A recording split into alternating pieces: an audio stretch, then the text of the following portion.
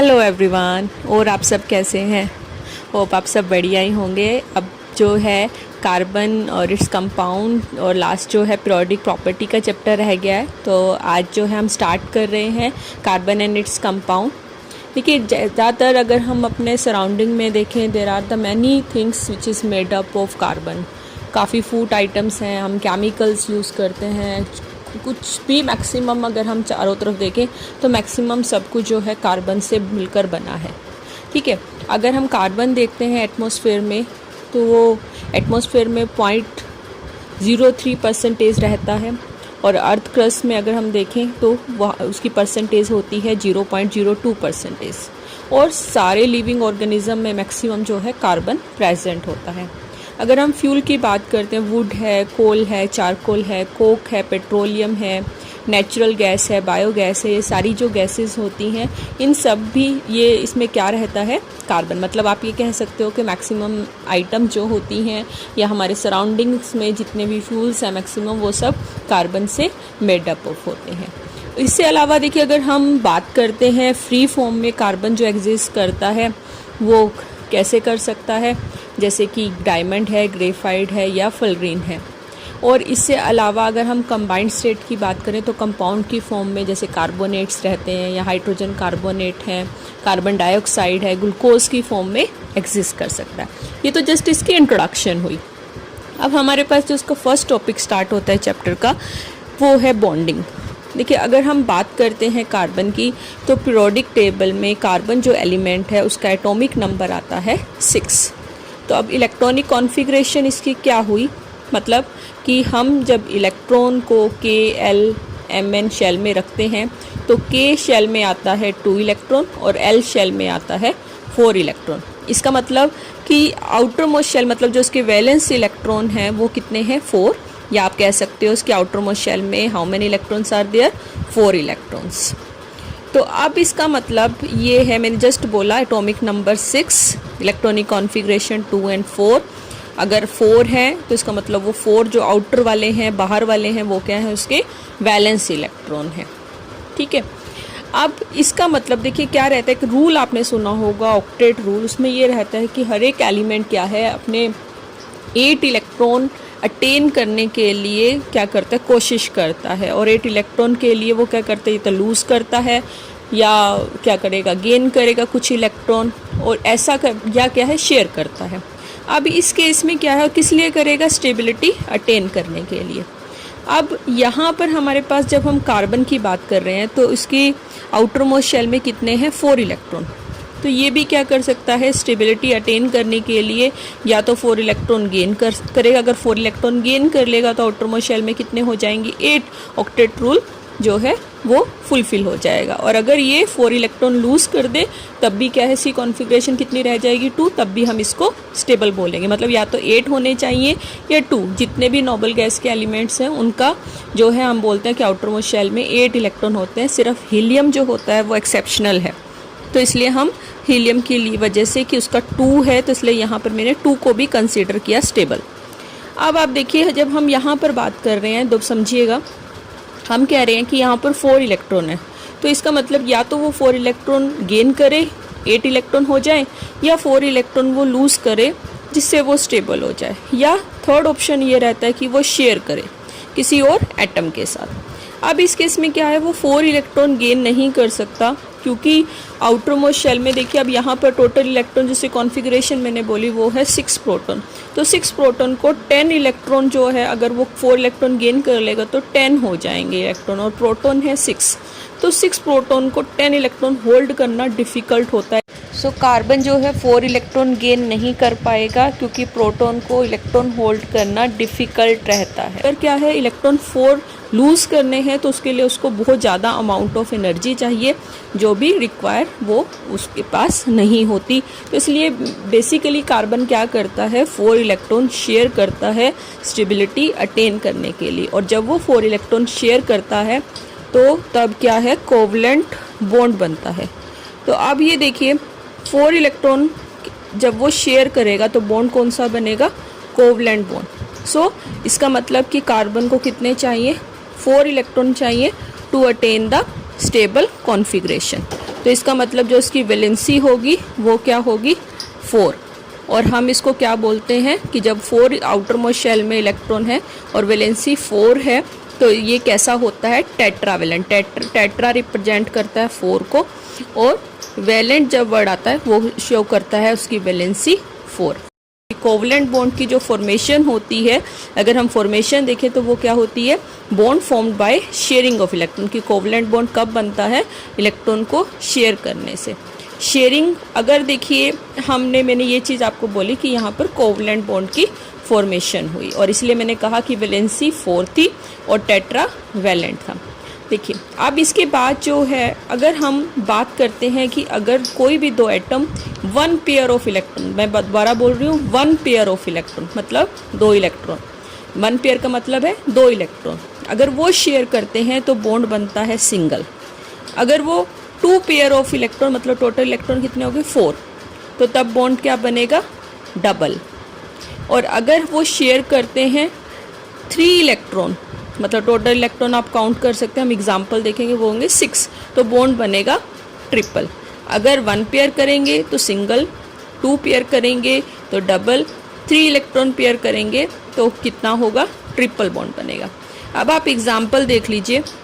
Example में जैसे हम हाइड्रोजन मॉलिक्यूल का लेते हैं, हाइड्रोजन मॉलिक्यूल है मतलब जो एटम से मिलेगा, जैसे यहाँ पर एक हाइड्रोजन और दूसरे हाइड्रोजन एटम के साथ कंबाइन करेगा तो क्या बनेगा मॉलिक्यूल, जिसे हम बोलेंगे H2 मॉलिक्यूल, हाइड्रोजन मॉलिक्यूल। अब हाइड्रोजन का एटॉमिक नंबर होता है 1, अब एक है तो कॉन्फ़िगरेशन भी K शेल में क्या होगा एक ही इलेक्ट्रॉन। अब इसे क्या है सिर्फ 1 इलेक्ट्रॉन चाहिए, मतलब इसका नियरेस्ट वाला कौन सा होता है हीलियम, और हीलियम क्या होता है वो नोबल गैस में हम काउंट करते हैं, वो स्टेबल है, उसकी कॉन्फ़िगरेशन मतलब उसके पास 2 ही है। तो हम हाइड्रोजन ऐसा अलग से रहता है जो क्या है सिर्फ एक ही इलेक्ट्रॉन चाहिए उसको स्टेबल होने के लिए, तो उसे क्या है तो वो क्या करेगा यहाँ पर ना लूज़ कर सकता है ना गेन, वो क्या करेगा शेयर करेगा दूसरे हाइड्रोजन एटम से। तो जब वो शेयर करेगा तो यहाँ पर 1 पेयर ऑफ इलेक्ट्रॉन देख लीजिए आपके सामने है, तो हमारे पास कौन सा बॉन्ड बनेगा सिंगल बॉन्ड बनेगा। यहाँ पर हाइड्रोजन एक एक इलेक्ट्रॉन शेयर किया और बॉन्ड बन गया सिंगल बॉन्ड, और ये कौन सा है सिंगल कोवलेंट बॉन्ड है, शेयरिंग से बना। अगर हम बात करते हैं ऑक्सीजन की, ऑक्सीजन में होता है डबल बॉन्ड। अब ऑक्सीजन का एटॉमिक नंबर होता है 8, कॉन्फ़िगरेशन होती है उसकी 2 and 6, K में 2, L में 6, आउटर मोस्ट शेल मतलब वैलेंस इलेक्ट्रॉन इससे कितने हैं 6 हैं। अब इसे ऑक्टेट रूल के अकॉर्डिंग मतलब 8 इलेक्ट्रॉन इसके आउटर मोस्ट शेल होने के लिए आपको पता है 6 + 2 का मतलब होता है 8, तो इसका मतलब इसको कितने इलेक्ट्रॉन चाहिए 2 इलेक्ट्रॉन। अब यहाँ पर 6 हैं, अगर वो 2 इलेक्ट्रॉन गेन कर लेगा तो वो स्टेबल हो जाएगा। तो अब वो किससे करेगा, वो 2 इलेक्ट्रॉन शेयर करेगा दूसरे वाले ऑक्सीजन के। आपके सामने डायग्राम है, एक ऑक्सीजन के ऊपर डॉट दिखा रखे हैं, ये टोटल 6 इलेक्ट्रॉन है वो डॉट से रिप्रेजेंट कर रखे हैं, दूसरे ऑक्सीजन एटम के ऊपर भी 6 इलेक्ट्रॉन डॉट से रिप्रेजेंट है। देखिए पहला वाला ऑक्सीजन एटम क्या करेगा, दूसरे वाले ऑक्सीजन एटम से 2 इलेक्ट्रॉन शेयर करेगा, ऐसे सेकंड वाला भी पहले वाले से 2 इलेक्ट्रॉन शेयर करेगा। तो जब आप देखिए कि डायग्राम आपके सामने है तो बॉन्ड यहाँ पर कितने हैं 2 इलेक्ट्रॉन पेयर शेयर हुए। अब आपके सामने यहाँ पर क्या है 2 इलेक्ट्रॉन पेयर शेयर हुए, तो इसका मतलब जो बॉन्ड बना वो कौन सा बना डबल। ऐसे आप नाइट्रोजन का एग्जाम्पल देख लीजिए, अगर आपको कोई डाउट है तो आप पूछ सकते हैं ऐसे वापस से कि मैंने हाइड्रोजन में सिंगल पेयर का बोला, यहाँ डबल का है तो इसलिए कौन सा बॉन्ड बनेगा डबल बॉन्ड। अब नाइट्रोजन का आप जो है ट्राई कर सकते हैं। नाइट्रोजन के केस में क्या है एटॉमिक नंबर 7, कॉन्फ़िगरेशन क्या होगी K में 2, L में 5, valence electron outermost shell में कितने हुए 5 जो बाहर वाले हैं। अब इसके लिए इसको 8 होने के लिए कितने चाहिए 3, तो इसलिए एक नाइट्रोजन कितने इलेक्ट्रॉन शेयर करेगा दूसरे वाले नाइट्रोजन से 3, ऐसे ही सेकंड वाला भी फर्स्ट वाले से 3 शेयर करेगा। आप उनको जो ये डॉट दिखाए हुए हैं वो उसके वैलेंस इलेक्ट्रॉन है, तो वो बॉन्ड जो बनेगा यहाँ पर 3 इलेक्ट्रॉन पेयर की शेयरिंग से हो रहा है, तो बॉन्ड कौन सा बनेगा ट्रिपल बॉन्ड बनेगा। देखिए अभी तक हमने देखा कि सिंगल बॉन्ड, डबल बॉन्ड और ट्रिपल बॉन्ड कैसे फॉर्मेशन होता है। तो आप जो है इसमें कुछ एग्जांपल्स भी मैम डिस्कस करेंगे, लेकिन आपकी बुक में भी जो दिए हुए हैं आप वो भी करके देख सकते हैं।